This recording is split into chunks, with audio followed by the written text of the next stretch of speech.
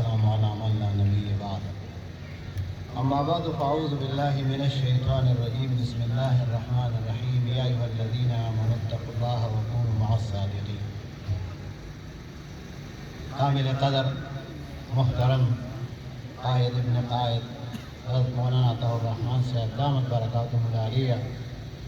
اور زمونگا بے تحصیل تنگی بے معزز علماء کرام اور خصوصاً جمعیت علماء اسلام امیر مولانا کمال شاہ حقانی صاحب دامت برکاتهم العالیہ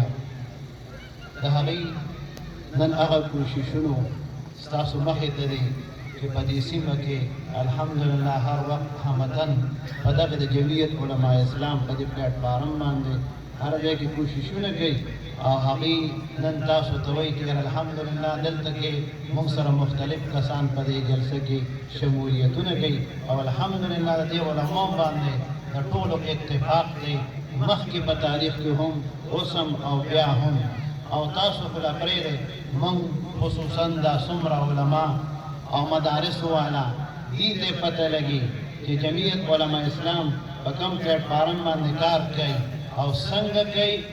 دا موږ ته پته لګي دې مدارسو ته څونه چیلنجونه دي او څومره مشکلات دي ورته دغه مشکلات چیلنجونه چې راغلي دي مختلف اندروني بیروني د دغه مخنیوي چا کړی دی دې ته څوک ولاړ دی ډټ کر مقابله چا کړې ده دې طرف ته وایي چې زما ستا دغسې د مدارسو یو ډېر لوی وفاق المدارس دی خو د دغې وفاق المدارس لپاره چت او سپورټ د جمعیت علماء اسلام دی دارنګه د اسمبلۍ په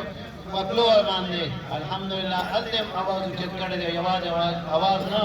عملي لحاظ سره د دې مدارسو دپاره هر وخت سره هم د دغې چیلنجونو آمنا سامنا کړې ده مخکې هم کړې ده اوس هم کوي او بیا به هم انشاءالله کوي دغرنګې زموږ ستا څومره معاشرتي نظام دی په دې کې هغه خلک روشن خیاله چې کوشش کوي د اندرون د ملک او د بهر ملک د طرف نه څومره کوششونه کېږي او هغوی د دې د توړ دپاره کوششونه کوي جمعیت علماء اسلام هغې ته ولاړ دی او ډټ کر د هغې چې مقابله کوي او هغې یې په دې خپل څیزونو کې ناکام کړه نامراده کړي دي عزتمندو زه خپل خبرې اوږدوم نه موږ د علاقې خلک یو هر وخت تاسو سره چې مخاطب کېدی شو بهرحال د دغه محترم په مخې ته دا یو څو خبرې مې عرض کړې اوس هم الحمدلله د دغه جمعیت علماء اسلام د علماو د دې ټولګي سره مخکې مرسته وی اوس به مې او بیا به مې مخکې مې اعتماد هم تاسو کړی دی اوس به هم کوئ او بیا به هم کوئ